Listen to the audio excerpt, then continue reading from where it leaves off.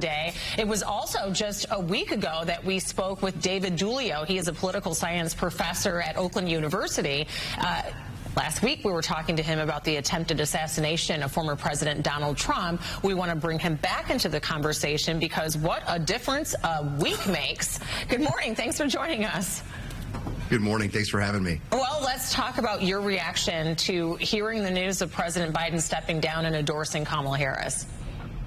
Well, you know, it's one of those things that we'd heard for weeks that many in the Democratic Party were looking to have President Biden do. Step aside, pass the torch, other phrases that were used. But, you know, when it actually happens, you have to take a step back and think about the historic nature of what we're seeing. And, you know, and that's on many levels. The fact that basically, President Biden was pushed out by members of his own party, thanks in large part to the debate performance that we saw several weeks ago. But also the fact that, you know, a sitting president not seeking re-election in itself is rare, but to remove oneself from consideration just 4 months from Election Day and only about a month away from the Democratic National Convention is even more you know, stunning, actually. Speaking of the convention, we know Joe Manchin is tinkering with getting back in the Democratic Party, possibly running. Haven't heard from Bernie Sanders as of yet what he might do. What do you foresee? And for any West Wing fans out there, could it be just the craziest convention where suddenly everybody throws their hat in the ring and tries to get this nomination at the last minute?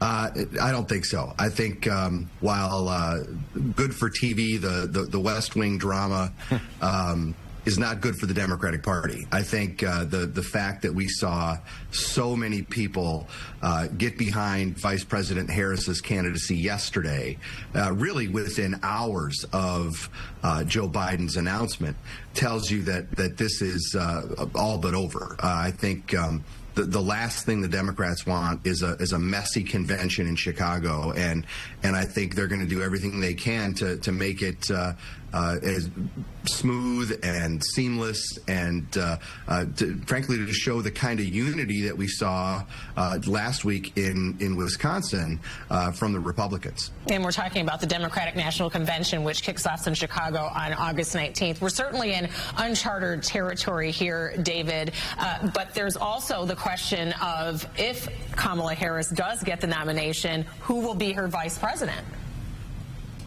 That's probably the biggest question that's out there at the moment, and I think that there are some names being bandied about, including Governor Whitmer, and I think that would be something that we obviously should keep an eye on. There will be others in consideration, of course. I happen to think it's going to be somebody from the Midwest. It could be Governor Whitmer. It could be Governor Shapiro from Pennsylvania. There might be others out there. Secretary Buttigieg is now a Michigander, and you know, he might be in the mix. But what leads me to say that is the simple fact that the Electoral College math is difficult for Democrats in the general election without states like Wisconsin, Pennsylvania, and Michigan. So I think there's going to be some real focus on Midwesterners here in the next couple of weeks. Yeah, we will be watching that for sure. David Giulio, we always appreciate your insight. And I don't know about you, but I'm tired of living in unprecedented times. Seems to be the way of life How about a little normalcy? Yes. What is normal? Hopefully we have that the next time we talk to you. Appreciate your insight this morning. Thanks so much. Thank you. And we are